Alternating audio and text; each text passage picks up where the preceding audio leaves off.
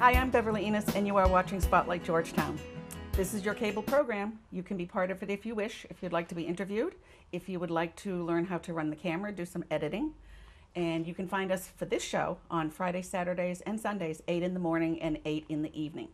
Now, today we're going to be talking to Reverend Maria DeCarlin from St. James Episcopal Church in Groveland, and our very own Star Anderson, who has been on the show before, and I think a lot of people know Star from all kinds of different things in Georgetown.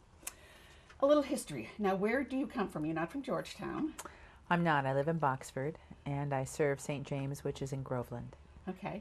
And how long have you been with this church in Groveland?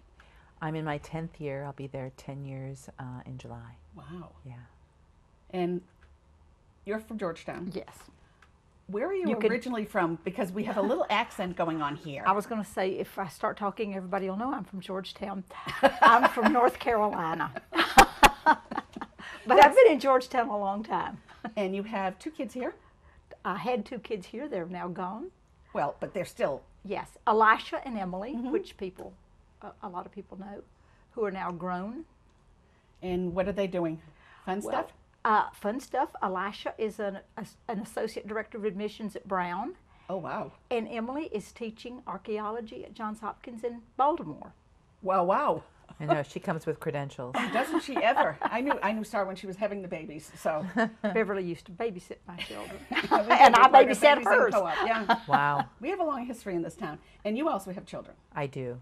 And they are? Michael is 11 and in the 6th grade, and Jacob is 8 and in the 3rd grade. Okay. Now let's get back to what we're here for. Can you give us some of your background and how you came to this point in your life being a minister at this particular church? So some of your training. And Sure. Well, I was in seminary in my 20s, and I served as a chaplain at Wellesley College and also at Mass General. And then That must have been interesting. Yes, it was. It was. They're both very different populations. And then I decided I really wanted to be a parish priest, and so St. James is my 4th parish, and I'll have been ordained 30 years in June of next year. Really? So yeah. They ordained teenagers, huh? Oh my gosh. Yeah. Yes. No. Anyway, I've been here 10 years, and I work at St. James in a part-time capacity. It used to be about 50%, and now it's about 75%. And the reason for that is that I wanted to be a mom to my kids. So you get the best of both I worlds. I do. It's a wonderful, wonderful situation. Now, how large is the congregation at St. James?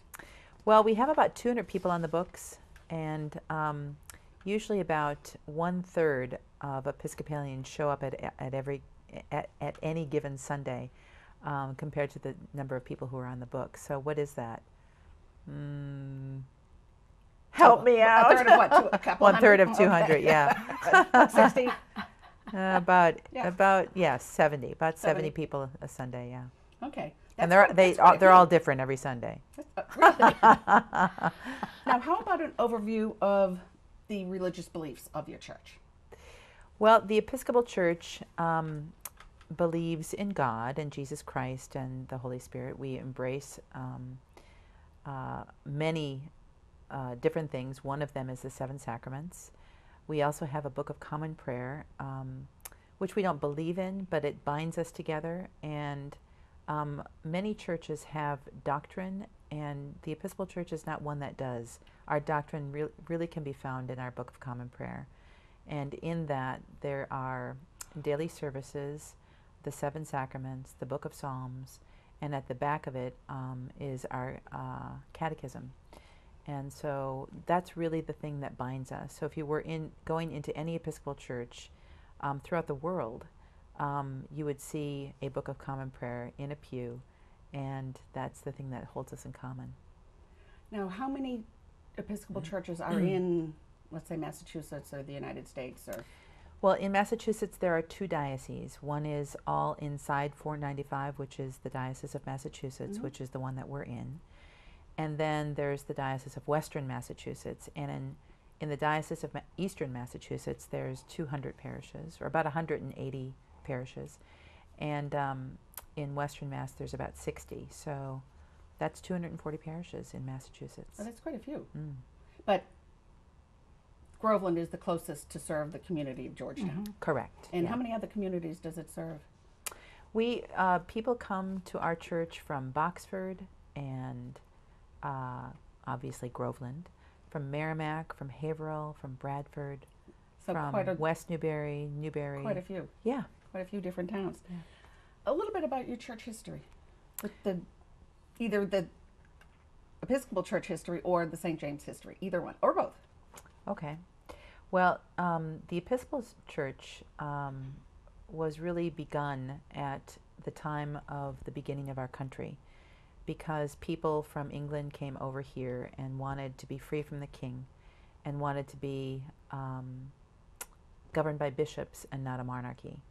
So people from Scotland came and consecrated priests to become bishops, and that was the beginning of the Episcopal Church. Episcopal meaning governed by bishops. Really? Episcopoi Okay. means governed by bishops.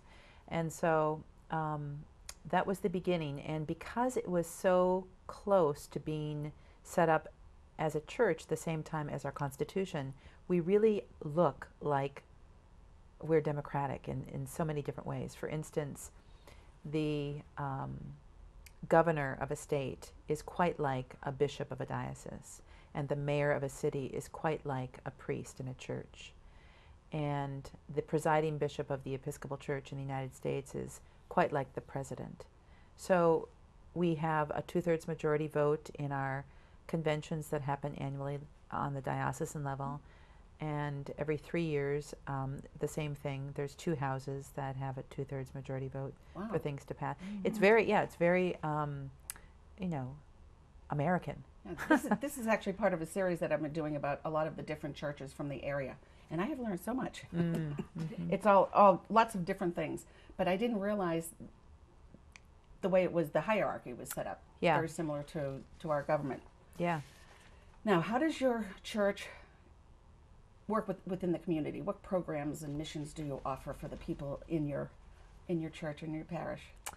Well, we are zooming with mission opportunities. We have quite a few. One is an affordable housing project, which is right next door to us. Really? We bought a building about 5 years ago and renovated it, and it's now rented to 2 families, and we're looking for a 3rd apartment to fill. The other thing that we do, for the past 10 years, we've been taking mission trips to Centro Buen Pastor, which is a little church in a barrio in the Dominican Republic, where there's lots of poverty and lots of need and lots of love, and that has really transformed some of the parishioners in our parish. And we also have ongoing missions. We serve monthly to a wet shelter in Haverhill called Mitch's Place, a hot meal, or a cold meal if it's summer. And we help families that are associated with DSS in the month of December, especially during the Christmas season. We have Thanksgiving baskets that we fill with food for the needy in our local community during Thanksgiving. And so we have a lot to be thankful for in terms of A lot of outreach programs. we do, and I say thankful because when you do a mission event or a mission program or a mission experience, it really is something that transforms you. Yeah. So The giving part of it. yes, yeah, Now, you have something new going on we at do. the church. And We that's do. where START comes in. We do. Speaking of mission, we believe that part of our mission is to form our children and to share our heritage with our children through the vehicle of biblical storytelling. And so instead of looking at this new program as a program, we're really looking at it as part of our mission to educate our children. And Star is our master storyteller. So I Your turn. will My turn. defer to you. So, tell us about some of the Bible stories that you'll be sharing with the children. and Well, I'll tell what you, they mean. Let me first of all say that this is Sunday school, everybody's going to say, is not a new thing. We've had Sunday school for a long time. Sunday school in all churches pretty much is declining. And so we're trying to figure out something that will key into these kids' real lives, not the lives just that we tell about and then they don't know what these people in robes and things are actually doing. So we're trying to tell stories that have some resonance with kids' lives now. This week, I'll tell you what we're going to do this week. We're going to have the story of Samson. Samson's a great story, strong man, all this kind of stuff. So we're having a bodybuilder to be there. And the kids will have barbells and they'll have all kind of things. And the thing he will talk about is the fact that Samson was a Nazarite, was a person that had a code of living where he lived clean, supposedly, didn't eat bad food and that kind of stuff, and he was a strong man. And of course, in the process, he was supposed to be obeying God, and when he didn't obey God, and everybody knows the story of Samson and Delilah, he got into trouble. So this man will be talking about that, and we'll tell the story, because these great Bible stories, particularly from the Old Testament, which are all about human nature, are very good to let kids know that this is the kind of things that you're living today. We'll talk about David and Goliath. Goliath was a bully. Kids understand what a bully is. So it's not just telling them the stories. They're actually going to be participating so that they can understand why the stories are there. They're going to be participating, and people from the congregation who have experience or gifts in this thing, like this man who's a bodybuilder, will come and talk with the kids. When we tell a story about Jesus healing somebody, we'll have some nurses there. When we talk about Jesus being swaddled, we will have baby nurses that will be there that will teach the kids how to swaddle a baby. Oh, wow. So, that's really neat. And I'm hoping we can have a carpenter there when we talk about Joseph. So we want the kids to know that the stories, human nature doesn't change, and when we tell these stories, there's something that, guess what? I know a guy right down the street that does the same thing. Yeah. So it has real meaning to them. Right. Well, we hope it does. That's what we're trying to do, yes. Okay. Now, how old are the children for this mission? They start at 3, and then we teach them through the 8th grade, and then they go into confirmation. Okay. Now, will they be able to go to worship after they do Yes. their... We teach for about 45 minutes to an hour, and then the children go to church for communion. We have the Eucharist every Sunday, and they go and join their parents for the Eucharist. Okay, so what is a worship like at St. James? Well, usually worship is divided into 2 compartments. The first part is the ministry of the Word. So we open with music and prayer, and we read Scripture, and Scripture is preached and interpreted, and then we say prayers, and then we share the peace.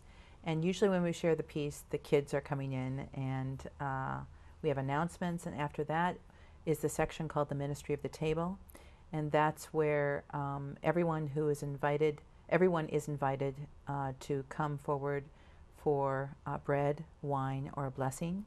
And one of the hallmarks of St. James is that we call ourselves an inclusive parish, so we don't have any rules about who can come to communion and who cannot come to communion. So we really feel strongly that everyone who is hungry for God gets to come forward for bread, wine, or a blessing, whatever they choose. So they don't necessarily have to be from your parish? No. No. So anyone can come in and take communion as part of your service? That's right. I love it. Every Sunday, Maria says this is God's table, and and all are welcome. And that's very significant to me, that this is God's table. Now, how would you register a child for this part of the mission? You call me or you call the church. And the phone number for the church is? 978-373-1270. Good.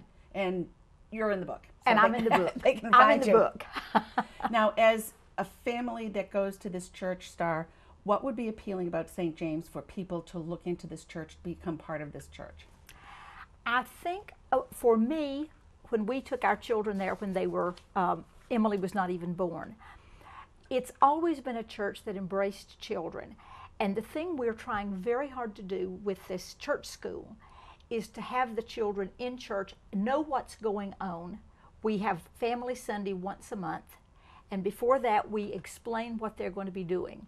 I'll give you an example of this. Maria takes off her shoes when she blesses the bread at communion. We'll have the story of Moses, and when he stood at the burning bush, God said, take off your shoes, you're on holy ground. So Maria is on holy ground when she does that. So we're going to tell them that, and when they're at the communion rail, they can look around and see this barefooted woman. I'm sure they've never known what it meant before. But that's the kind of thing that I think interests kids and makes them feel that church is a real place and not just some kind of woo-woo place that they don't know what's going on, Right. which a lot of kids And don't. that they have to go to church. The other thing is we bring kids up to give report about Sunday school to try to let them know that they don't have to be afraid to speak in public. Because, as you know, most people are very timid about speaking in public. You should try and get them on the show. That's exactly right. I know that you know exactly what I'm talking about. So we start trooping up there. Sunday we had two kids that went up. One was 3 years old, and he was completely unafraid. And we'll keep trooping him up there so that he won't be afraid when he gets to be 15. So it's a real family. It is. It is. It is. It's a In the real church. family-oriented church, and children are really embraced. So, as Star was saying, children will have a moment to participate in this service by just sharing with the adults there what they learned in Sunday school. And once a month, which is generally the first Sunday of the month, the service will be completely child-directed, so that all the children will have roles like greeting and ushering and sometimes preaching, reading. So you're talking children all the way up through high school and college Yeah. even. Well, we don't have many college kids that come back to see us, but But this involves the kids all the way through all the It is. grades. yeah. And we should say that the next one of these family services that we have will be on the first Sunday in October when we do the blessing of the animals. And everybody is invited to the blessing of the animals, including your dogs and your horses and your cats and your hamsters. And that's a wonderful, rollicking service. But if you have snakes, into please the- leave them home. Yes, snakes, Maria. Oh. We usually, I know they're part of God's creation, but When you'll have to have somebody else bless them. when we can, we have it outside. Okay. If not, we have it in the church. So lots of different things going on in the church. Yeah. Well, I'd like to thank you very much for coming. This has been informative but enjoyable. Thank It's been you, a lot of fun. Beverly. Thank you Thank very you. much. Thank Thank you, Star. you. Good Watch to out see for you that again. arm. I know. Okay. I'm Beverly Enos. You're watching Spotlight Georgetown, Friday, Saturday, Sundays, 8 a.m. and 8 p.m. Thank you for joining us. Bye for now.